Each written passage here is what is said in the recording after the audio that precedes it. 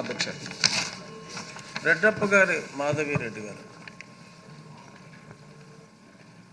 అధ్యక్ష, కడపలో homeopathy college 1982లో ఏర్పడింది అధ్యక్ష. ఇందులో ప్రతి సంవత్సరం 30 మంది విద్యార్థులను తీసుకుంటా ఉన్నారు. ఇప్పటి వరకు 1260 మంది విద్యార్థులు దీని నుంచి పాస్డ్ అవుట్ అయ్యి డిగ్రీ తీసుకొని బయటికి వెళ్ళడం జరిగింది అధ్యక్ష. ఇందులో పీజీ కూడా మొదలుపెట్టారు అధ్యక్ష 2016వ సంవత్సరంలో. కానీ అధ్యక్ష, ఈరోజు 45 బెడ్లున్న ఈ కాలేజ్లో టీచింగ్ స్టాఫ్ 44 మంది, అందులో 31 మంది వేకెంట్ పోస్టులు ఉన్నాయి అధ్యక్ష. అలాగే 13 మంది మాత్రమే ఈ కాలేజ్లో పనిచేస్తూ ఉన్నారు. అలాగనే అధ్యక్ష, నాన్ టీచింగ్ స్టాఫ్ 26 మంది ఉంటే ఇప్పుడు పనిచేస్తున్న వాళ్ళు 11 మంది మాత్రమే అధ్యక్ష. మీ ద్వారా మంత్రి గారి దృష్టికి తీసుకెళ్తున్నాను అధ్యక్ష. చాలా స్టాఫ్ లేక కాలేజ్ ఇబ్బంది పడుతోంది. అలాగనే మా దృష్టికి వచ్చిన విషయం ఏంటంటే అధ్యక్ష, సెక్యూరిటీ కోసం కూడా వాచ్మెన్ కూడా పెట్టలేని పరిస్థితిలో కాలేజ్ ఉంది అధ్యక్ష. తప్పకుండా మంత్రి గారు ఈ యొక్క కడపలో ఉన్న హోమియోపతి కాలేజ్ మీద ఒకసారి దృష్టి సారించి దీని మీద సరైన చర్యలు తీసుకోవాలని కోరుకుంటున్నాము. అలాగనే అధ్యక్ష, ఈ కాలేజీకి గాను ఓల్డ్ రీమ్స్లో 50 సెంట్లు కేటాయించడం కూడా జరిగింది విత్ కాలేజ్ హాస్పిటల్ కన్స్ట్రక్షన్ కోసము. దానికోసము ఏపీఎంఎస్ఐడిసి ప్రపోజల్స్ 24 కోట్లకు పంపించడం జరిగింది. కానీ ఫండ్స్ ఏవి శాంక్షన్ కాలేదు అధ్యక్ష. ఇవి మంత్రి గారి దృష్టికి తీసుకెళ్తున్నాను అధ్యక్ష. Thank you. మంత్రి గారు. ధన్యవాదాలు అధ్యక్ష. గౌరవ సభ్యులు మురళీమోహన్ గారు ఈ ఆయుర్వేద, హోమియో, యునాని ప్రాముఖ్యత గురించి, వాటి ప్రాశస్త్యం గురించి వారు చాలా చక్కగా వివరించారు అధ్యక్ష. ఎంతో కొన్ని తరతరాలుగా మన మునులు, ఋషులు వాళ్ళ అనుభవాన్ని రంగరించి మేళవించి మనకు అందించిన ఒక అద్భుతమైన సాంప్రదాయ వైద్యం ఆయుర్వేద, హోమియో, యునాని అధ్యక్ష. అందుకనే దాని ప్రాముఖ్యతను గుర్తించారు కాబట్టి గౌరవ ప్రధానమంత్రి గారు ఆయుష్ శాఖను ప్రత్యేకంగా ప్రారంభించడం జరిగింది అధ్యక్ష. తర్వాత మన దేశం మాత్రమే కాదు అధ్యక్ష, అనేక గౌరవ సభ్యులు చెప్పినట్టుగా 46 దేశాల్లో మన ఈ సాంప్రదాయ వైద్యాన్ని పాటిస్తున్నారు అధ్యక్ష. చివరికి యోగా ప్రాముఖ్యత గురించి ప్రపంచ దేశాలు తెలుసుకొని జూన్ 21 180 దేశాల్లో యోగా దినంగా నిర్వహిస్తున్నారంటే ప్రపంచం ఇవాళ మన సాంప్రదాయ వైద్యానికి ఇస్తున్న ఇంపార్టెన్స్ ఏందనే విషయాన్ని అర్థం చేసుకోవాలి అధ్యక్ష. అయితే దేశంలో ప్రపంచమంతా మన సాంప్రదాయ వైద్యం వైపు ఆకర్షింపబడుతుంటే మన రాష్ట్రంలో మాత్రం ఆ పరిస్థితులు చాలా భిన్నంగా ఉన్నాయి అధ్యక్ష. ఉదాహరణకు చెప్పాలంటే, ఇప్పుడే చెప్పారు ఎక్కడ చూసినా కొరత ఉంది, సిబ్బంది కొరత ఉందని. ఇన్ని డిస్పెన్సరీలు, ఆయుర్వేద కేంద్రాలను మూతవేయాల్సిన కారణం ఏంటంటే గత ప్రభుత్వం 5 సంవత్సరాల పాటు ఈ విభాగాన్ని పూర్తిగా మర్చిపోయింది అధ్యక్ష. వైద్య శాఖలో ఒక భాగమైన వీటి మీద సమీక్షలు కూడా నిర్వహించేవారు కాదు గతంలో ఉన్న ముఖ్యమంత్రి గారు కానీ లేదా సంబంధిత మంత్రి అనే విషయాన్ని నేను ఈ సభకు తెలియజేస్తున్నాను అధ్యక్ష. ఈ మారిన పరిస్థితుల్లో కూటమి ప్రభుత్వం వచ్చిన తర్వాత గౌరవ ముఖ్యమంత్రి గారు ప్రత్యేకంగా వీటి మీద సమీక్ష నిర్వహించి దాంట్లో ఉన్న లోటుపాట్లను, కొరతలను గుర్తించి వాటిని తీర్చాల్సిందిగా వారు ఆదేశించడం జరిగింది అధ్యక్ష. రాష్ట్ర వ్యాప్తంగా చూస్తే అధ్యక్ష, ఆయుష్లో 327 ఉద్యోగాలు క్యాడర్ స్ట్రెంత్ ఉంటే 64 ఖాళీలు ఉన్నాయి అధ్యక్ష. హోమియోపతిలో 190 అయితే 62 ఖాళీలు ఉన్నాయి అధ్యక్ష. యునానీలో 73 అయితే 31 ఖాళీలు ఉన్నాయి అధ్యక్ష.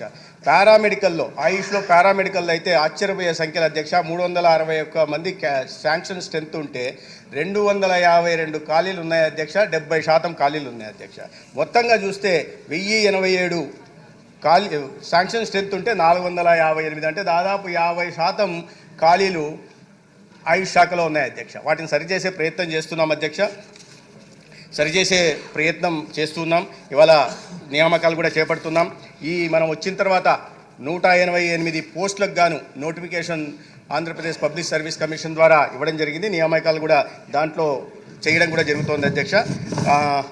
మెడికల్ ఆఫీసర్లు 72 వాటికి నోటిఫికేషన్ ఇవ్వగా 62 మంది సెలెక్ట్ అయ్యారు అధ్యక్ష. మెడికల్ ఆఫీసర్లు హోమియోలో, అది ఆయుర్వేద, ఇది హోమియోలో 53 అయితే 52 మంది సెలెక్ట్ అయ్యారు. అదేవిధంగా మెడికల్ ఆఫీసర్లు యునానీలో కూడా 26 గాను 15 మంది సెలెక్ట్ అయ్యారు. ఈ రకంగా 188 పోస్టులకు కూడా నోటిఫికేషన్ ఇచ్చి పటిష్టపరిచే దిశగా ప్రయత్నం చేస్తున్నాం అధ్యక్ష. ఇక్కడ మీరు ఈ శాఖను ఎంతగా నిర్లక్ష్యం చేశారంటే గత 5 సంవత్సరాల్లో అధ్యక్ష ఆయుష్ శాఖకి స్టేట్ యాన్యువల్ యాక్షన్ ప్లాన్ కింద కేంద్రం నుంచి వచ్చిన నిధులు 71 కోట్లు మాత్రమే అధ్యక్ష. ఎందుకంటే ఈ రాష్ట్రం నుంచి ప్రతిపాదనలు పంపే ప్రయత్నం చేయలేదు, నిధులు రాబట్టే ప్రయత్నం చేయలేదు. కేంద్రం నిధులు ఇవ్వడానికి చాలా సిద్ధంగా ఉంది. రాష్ట్రం నుంచి శాప్ కింద ఏ ప్రతిపాదనలు పంపిస్తే, ఎందుకంటే 60-40% కింద ఇవ్వాలి, ఇక్కడి నుంచి రాష్ట్ర వాటా ఇవ్వాల్సి వస్తుందనే ఉద్దేశంతో ఈ శాప్ కింద ప్రతిపాదనలు కూడా పంపే ప్రయత్నం చేయలేదు అధ్యక్ష. ఇది ఎంతవరకు వాస్తవమో కానీ నాకు ఆ పార్టీకి సంబంధించిన ఒక నాయకుడు చెప్పారు అధ్యక్ష. నేను రోజు మాటల్లో వస్తే మాట్లాడుతుంటే మీలాగే ఆ పార్టీలో ఉన్న నాయకులు, తర్వాత బయటకు వచ్చిన నాయకులు రోజు మాట్లాడుతూ ఉంటే, మా అప్పట్లో ముఖ్యమంత్రికి ఆయుష్ శాఖ అంటే అదేం శాఖ అయ్యా, ఏంది ఆయుర్వేద, ఏది హోమియో, ఏంటి దీనికి ఏమైనా అర్థం ఉందా, పట్టించుకొని పక్కకు పెట్టండి అని చెప్పేవారు అని. దానికి కారణంగానేమో అధ్యక్ష 5 సంవత్సరాలకు గాను కేవలం 71 కోట్లు మాత్రమే కేంద్రం నుంచి తీసుకొచ్చారు. కానీ ఈ కూటమి ప్రభుత్వం వచ్చిన తర్వాత అధ్యక్ష మొదటి 3 నెలల్లోనే 88 కోట్లని ఆయుష్ కోసం శాప్ కింద తీసుకురావడం జరిగింది అధ్యక్ష. అనేక సంస్థలకి ఇవాళ 50 బెడ్ల ఆసుపత్రిని కాకినాడలో 7,20,00,000తో, విశాఖపట్నంలో 50 బెడ్ల ఆయుష్ ఇంటిగ్రేటెడ్ హాస్పిటల్ని 8,50,00,000తో, ఈ రకంగా 83 కోట్లకు గాను ప్రతిపాదనలతో నిధులు మంజూరు చేసుకురావడం జరిగింది అధ్యక్ష. ఇంకోటి అధ్యక్ష, ప్రధానంగా చెప్పాల్సిన విషయం ఏంటంటే అధ్యక్ష, ఆయుష్ని కేవలం నిర్వీర్యం చేయడమే కాదు అధ్యక్ష, పూర్తిగా చంపేయాలని ప్రయత్నం చేశారు ముఖ్యమంత్రి గారి. గతంలో ఉంటున్న ముఖ్యమంత్రి గారి ఆలోచన విధానం ఏ విధంగా ఉండిందో కూడా నేను చెప్పాను అధ్యక్ష. ఇవాళ ఇప్పుడే చెప్పారు ఒక ఆయుర్వేద యూనివర్సిటీ ఉండాలని. 2018వ సంవత్సరంలో అధ్యక్ష central research institute on yoga and naturopathy కేంద్రం మంజూరు చేసింది అధ్యక్ష.